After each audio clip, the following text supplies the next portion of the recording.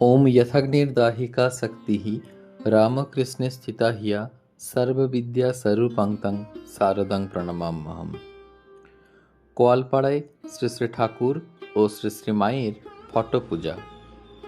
1318 সালের অর্থাৎ 1911 খ্রিস্টাব্দ অগ্রহায়ণ মাসের প্রথম দিকে একদিন খুব সকালবেলা মা ও রাধু এক পালকিতে, লক্ষ্মীদি ও মাকু অপর দুইটি পালকিতে এবং জামাই মন্মথ চতুর্থ পালকিতে আসিয়াছিলেন।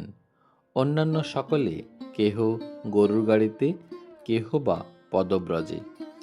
এখান হইতে সন্ধ্যায় সকলে গরুর গাড়িতে বিষ্ণুপুর হইয়া ট্রেনে কলকাতা যাইবেন।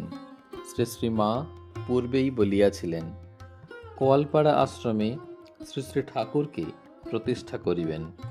সেজন্য যথাসাধ্য সংক্ষেপে পূজার সব আয়োজন হইয়াছে।